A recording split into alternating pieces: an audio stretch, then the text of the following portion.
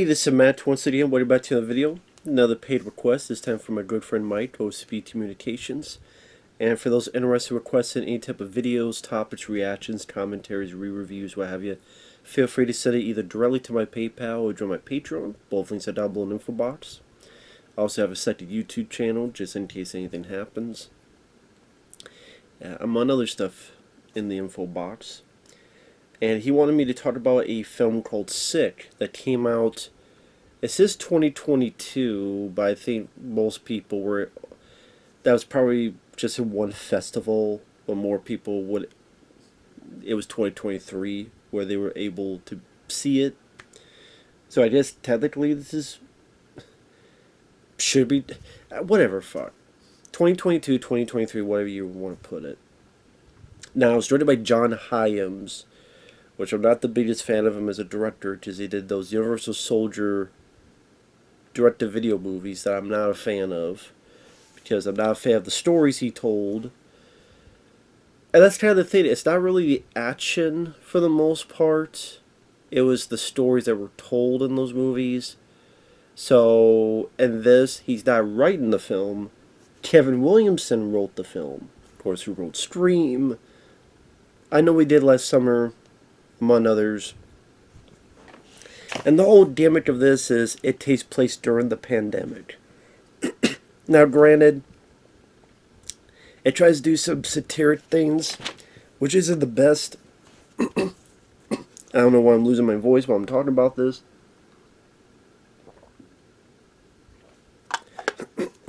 Damn. That's not my gimmick, to sound sick while talking about sick. But it does take place during the pandemic, so people wearing the masks. A lot of times people ask, where's your mask? Where's your mask? They're disinfecting products like groceries. I mean, yeah, it does create a little bit of a gimmick that really only comes into play, you know, is at the very beginning and then for the plot at the very end. You could have easily made this film, though, without that. But I guess with that gimmick, it's just to get the promotion out there for it. It does. It will ultimately date the film, though. So, again, in retrospect, I don't know if that really was worth it. Because the rest of the movie is actually fairly decent home invasion slasher movie, because it runs at a fairly brisk pace. The two main characters, who are named Parker and Miri, they're actually not too shabby in terms of acting. There are quite a few times where they do the smart thing, and I grew to like these characters based on their actions, based on their bond with each other, based on, again, the fact they're decent acting.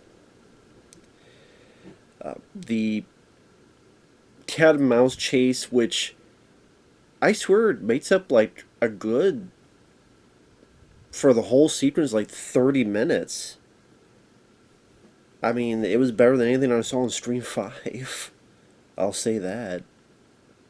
Easily better than, I would take this over Stream 5. Didn't see Stream 6. And the finale, when you find out why the killer or killers, because it's Tim Williamson, could be one killer, could be multiple killers, you never know. I'll say that one again, spoilers. Some people may laugh at their explanation, but to be honest, I believe it. And with the amount of crazy people out there, it's actually par for the course. And there's a couple decent bits of gore. It's not a big body count, though. I mean, but... And there's also some fairly decent stunt sequences. The chase sequences are fairly well filmed. The location they use, which is this lake house, it's nicely utilized. Whether it be the roof of it, or the lake itself, or other aspects of it. So overall, this was a nice little surprise. It's not going to invigorate the genre. It's not going to be like, to me, a new modern classic. It was a pretty decent film, and again, I'll take this any day over Scream 5 or even Scream 4.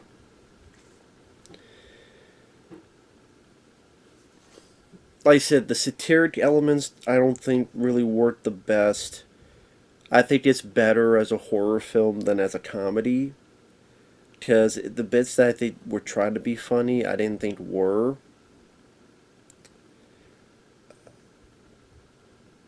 I didn't. And with the whole backdrop, it's like, oh god, I had enough of that during the pandemic. I don't want to watch a movie reminding me of it. And once in a while, people do stupid stuff. Especially, like, one guy at the beginning does something incredibly stupid, and I'm like, why? Oh, just so we could end the scene. So it's far from a perfect movie. But overall, did I like it? Yeah, I had some fun with it. I would probably give it. I'll get more into it, but maybe a 3.5 out of 5 stars. Maybe 3.5. Like I said, it was a bit better than I thought it would be. Because I'm like, okay, Tim Williamson, when was the last time he wrote something that I really gave a crap about? John Hyams. I don't know about him as a director. But, like I said, interesting enough, entertaining enough movie.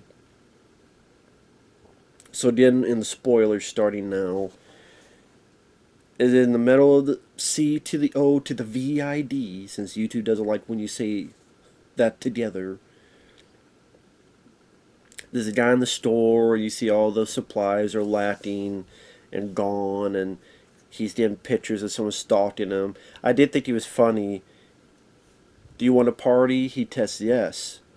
Then a minute later goes, who is this? I mean, I would think it'd be the other way. Who is this? It's someone he knows. Then yes. But he says, yeah, I'll party. By the way, who is this? But anyway, he gets home. He's attacked. Not too bad of a shot fight. It's a little bit shaky, but thankfully it's not edited every 5 milliseconds. So I'm still following the fight. And the guy's able to fight back, able to punch and attack the intruder. I did like that aspect. He wasn't just a useless, pointless, victim. But then he gets himself safe. He's locked in his own bathroom. Got a baseball bat.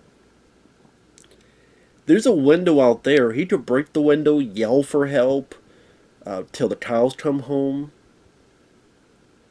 But instead, he decides to open up the door again and walk in as if he's Babe Ruth or Casey Jones. You ain't Casey Jones with the baseball bat. So he does something really stupid that gets his stupid ass killed with the throat slice. Good effect. Good practical effect. But it's like, oh, well, the scene could be over, and, well, he's got to do something fucking stupid in order for the scene to end, I guess. I mean, come on, Kevin Williamson. You could have thought of something a bit smarter for that. So I didn't mind the scene, but the way it ended, I thought, eh. But I'm like, okay, where's this going? So then you have our two leads, Parker and Miri, and they're arguing about masks. Put your mask on. Oh, I don't need to put my mask on. I don't want to hear this fucking shit about the mask and don't put on the mask. And I don't even think the mask really fucking helped anybody. I wore the mask. I did. Do I really think that fucking helped anybody? I think most say it actually didn't do shit. But I still put the mask on anyway. That's up to you on your beliefs on that. I wore it. I did it because it didn't bother me. I'm like, okay, fine. It didn't bother me. I did it. But again, a lot of people would say it really didn't do shit. It's just to make you believe that you're safe, even if you weren't. I'm not going to get into the whole thing with it, but so they get to this lake house and they don't put themselves in quarantine. They get away from it all. Parker's former boyfriend DJ arrives, and as soon as he arrives, the buddy Mary goes, "Where's your mask?" I'm like, "Fuck your mask. I'm tired of people asking where's your mask." And then I'm like, oh my god, is this movie just going to be repeating this over and over again until the nails are right into the cross or perpetuity?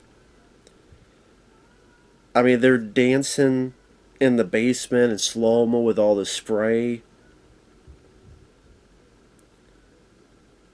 Apparently one of my cats, even they're tired of me saying, "Where's your mask?" They don't want to hear the shit. And how many people go in the basement dancing in slow-mo and someone is wearing the mask and she's doing the spray thing, like cleaner thing. I'm like,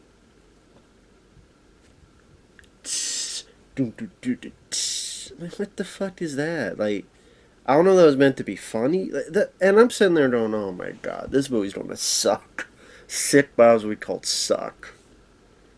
The acting wasn't bad. It's just like, oh my god. DJ sounds a bit like a dork. You kissed this guy at a party. You want me to be angry, right? You try to piss me off. You tried to sabotage me. I mean, are you a dork? And then you see there's a stalker, and at times he looks like a ninja with the mat. It's all in black and black mask. He kind of looked like a ninja.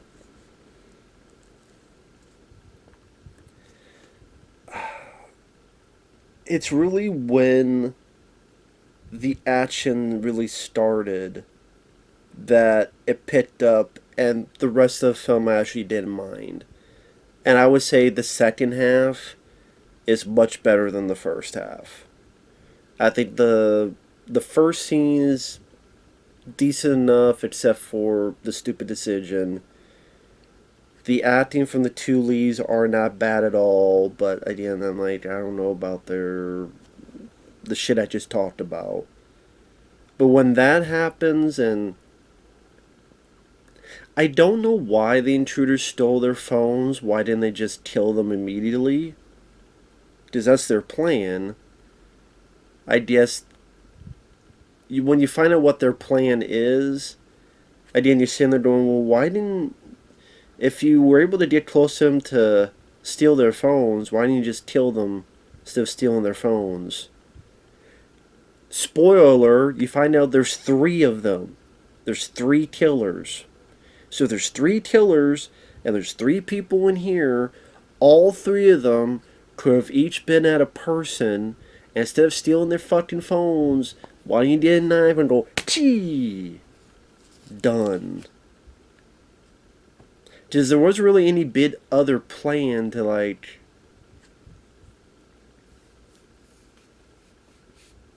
I don't know. Because then there'd be no movie.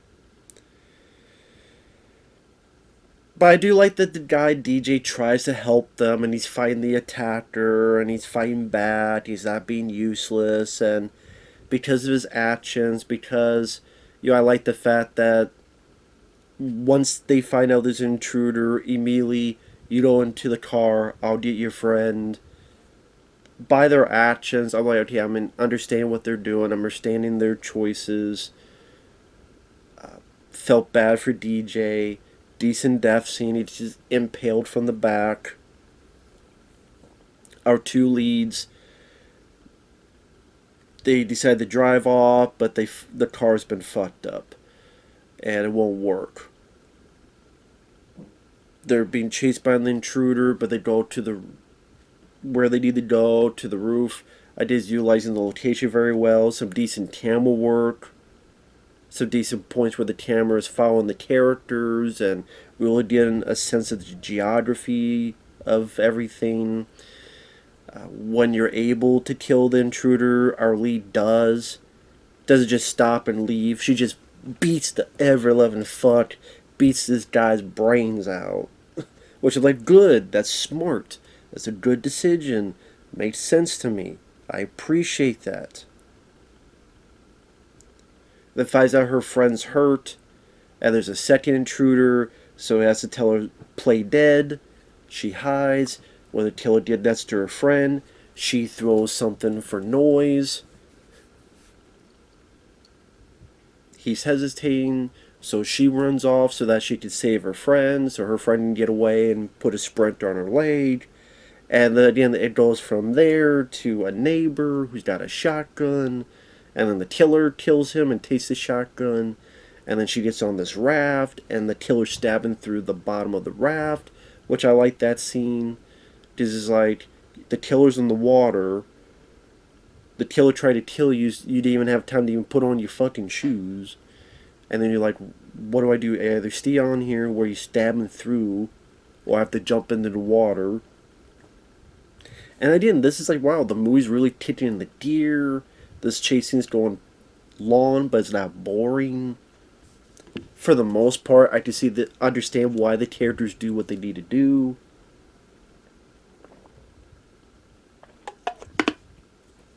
I didn't mind that. I did not mind that at all. Because, like I said, when that starts, it doesn't really stop until the end of the movie. Like, that's when it's in its comfort zone. I think when it's in its best bet in terms of the film, in terms of the excitement.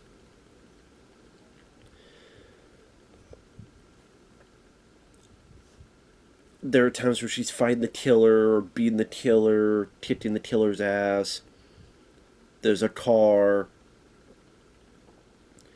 The woman's like, you can't get in the car, lady, until you put on your mask. And then you find out why this person said that, because she's with the killer, because there's 3 of them. And you find out that the intruder they killed in the house was this couple's older son, and the 2 left are a mom and dad that want to kill our lead, Parker, because this party we saw earlier via phone where she kissed someone, the person she kissed was this couple's youngest son, who got the C to the VID and later passed away because of it. So this trilogy of killers decided to kill the guy that gave it to her, which is the guy at the beginning of the film, and then they're going to kill her. Well, what about my friends? Well, you didn't practice social distancing. Which, I mean, I didn't mind that little line or something. And I know people want to say, well, this seems like a very stupid motive. During the pandemic, there were people ready to kill people over fucking toilet paper. So I would actually, with how people are, I could buy this actually happening. In fact, I was on a stream the other day, and nice guy, stuntman Mark, he mentioned how he heard a story, real, that it was like at a White Castle or somewhere, that someone killed someone over French fries. French fries. I remember I said, is it Keith David? For Loaded Weapon 1? A man should never mess with another man's French fries. Maybe it was Keith David. Haven't heard of Keith David in a while. Maybe it was him. Don't mess with that man's French fries. But I mean, so I actually didn't mind that because of how crazy people are. Especially during that time, and how adamant people are about certain things on that, and how crazy they are.